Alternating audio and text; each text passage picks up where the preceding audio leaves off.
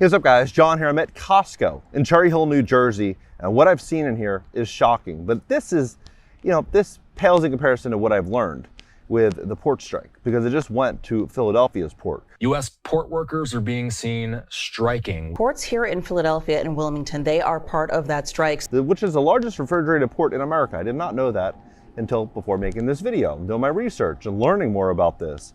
I spoke to some of these workers, and they told me kind of what's going on with this strike. And I wanted to see, both sides of this. I want to see what the people are saying and what they're doing and how they're spending their money. I want to see what's happening inside of Costco, and I want to see what's going on with this strike by talking to the workers directly. Third day of the nationwide dock worker strike. You've probably seen empty store shelves across our area after people started panic buying supplies like toilet paper and water. So in this video, I'm going to cover everything that I learned and kind of discuss where I think this is all going. I think we're walking into a world of change. I mean, look at all these cars. This is a Thursday afternoon, about 12:30, weekday. Like, why are all these cars at Costco, and why are all these people buying toilet paper, buying waters? It kind of reminds me almost like 2020, people like panic buying, not yet at that level, but almost. It's approaching there. I'm seeing, I would say 40 or 50% of people with carts, half of their cart is toilet paper, paper towels, water. Not, juice or anything, like almost just survival stuff. And it's just kind of interesting to look at this scenario and say, okay, when you have Fox News and all these outlets saying, people are panic buying, what does that actually do? It makes people panic buy. It makes people panic.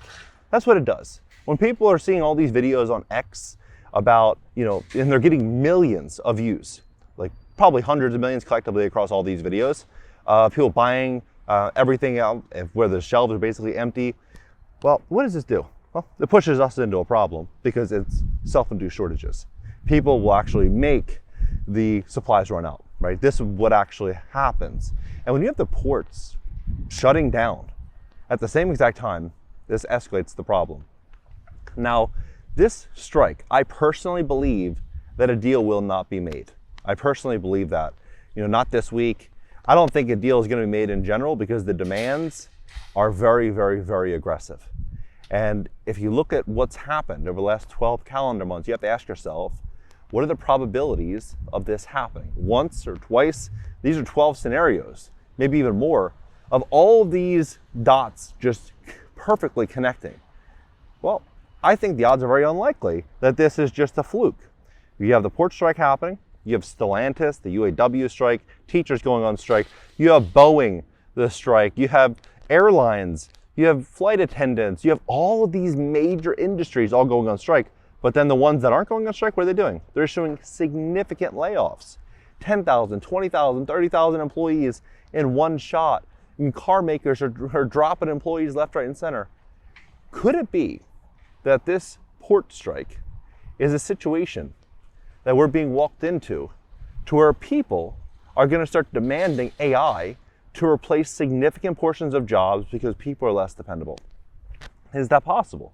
I think it's very, very, very possible, and I think that's where we're going. And when you look at some of these demands, one of the demands that these port workers are making is that people, they don't want the AI. 45,000 dock workers are threatening to strike on October 1st, demanding higher wages and a total ban on the automation of cranes, gates, and container movements that load or unload freight. These port workers, they want this AI gone. If you owned a port, if you were connected in that industry, would you want to get rid of AI? Probably not. Just look at Shenzhen, China. How they're operating in their port, it's unreal. And it would be foolish for them not to try to bring this into America. I mean, if you look at it from like a dollars and cents perspective, because not with a moral compass, but looking at just dollars and cents, and that's my opinion. I believe all corporations only look at that. I don't think they care about, they're working class people. I don't think they're caring about, their families and their kids. I don't think it matters to them at all. I don't think it matters at all. And so Shenzhen, China, what they are doing is they are automating the entire system. Like, I saw one video, I'll have my team drop this video right here showing, I don't know, from what I remember, it was like 5 or maybe 10 people. They were sitting in front of monitors, almost like day traders. Like if you see the stock day traders on Instagram, where they're sitting in front of like 2 or 3 or 4 monitors. Oh, that's what they're doing, except each monitor is handling 1 or 2 different robots, different autonomous vehicles, different drones, just all different types of AI, all different types of automations. And so they're basically handling the entire port, just this small room. Now, when you start to look at that and you say, you have 45,000 workers going on strike right now, right before November, right before the winter, and they want AI gone, and they want a radical increase in wages. I mean, in the first year, they won $44 an hour. I remember talking to somebody a few years ago, and we were kind of a conversation around what entry-level engineers make. And back then, this is in LA, it was like $33 or $34 an hour is what we saw. This would be an entry-level worker would be making 30% more than that. On year 3, they won $69 per hour, which breaks down to over $110,000 a year just working at the port, not including medical, not including any of the benefits. That's pretty high. And then what do you think is going to happen at the end of year 3? They're going to demand another deal. Do you think it's going to be at $69 an hour, or is it going to be at $75 or $80 an hour or more, just going all the way up past $100 an hour at the year 3 of the additional extension, right? The cost would just continue to rise. The conversation port workers are having right now is that they need more money to survive. And I think everybody needs more money to survive these days. Everything is insanely expensive. I was talking to one of my buddies last night who owns a small little mechanic shop in Philly, and he was talking about how much money he spends at ShopRite just getting basic groceries for his family. And he's like, it's insane. I can't keep up. I think a lot of people are on that page right now. But when you have these port workers saying that they need more money because of inflation, everybody's on that same exact page. But did the business owner cause the inflation, or is it horrible monetary policies that businesses are forced under as well? It's not just the employees that are getting hammered. Everybody is getting hammered right now. And so you have to ask yourself, are these businesses going to continue just coughing up more and more and more money in a struggling economy? The answer is probably not. A lot of these companies are going to continue to fire and lay off people, and the cheapest way to do it is with an organized strike. Now, what I think is happening is I think all of these strikes are just perfectly timed to where we can move into this, automated future. This is what's happening. You think about it like this: like if you saw I'm not sure if you've seen this, the main spokesperson for the strike saying we're going to get these workers what they deserve. He lives in a house that most people couldn't dream of owning. I mean, the place looks like it's 15,000 square feet. It is absolutely beautiful. Drives a Bentley, $1,200-$1,300 glasses, Rolex. He's living like he's a king. Living like a king. Carol Daggett leading the strike. Now we're learning more about his lavish lifestyle. Homes, yachts, a Bentley. Let's get into this. What are the odds, though? If you were, let's say you wanted to fire 10 or 20 or 30,000 people, would you just go out and say, hey, look, we're just going to cut 20 or 30,000 people? Or would you just say, hey, look, buddy, organize a strike here, set these standards, we won't make a deal, and I'll strike you a check for $1 million, $2 million. Just make this happen, make these 10, 20, 30,000 employees go away, right? Am I saying that's what's happening? No, but am I saying that would probably be a scenario that's not completely out of the world? I think it's possible. Like, I think that's the logical explanation for a company that's looking to reduce significant headcount without opening themselves up to a legal nightmare. I mean, they don't make the deal, the workers are out of a job, right? And we walk into this automated future. Now, what I think is coming next, though, is what's actually really concerning. What's coming next is the panic. Because when people start seeing these headlines more and more and more, I'm seeing them on Fox and CNBC and CNN about gas prices going to start to go up and food prices are going to go up.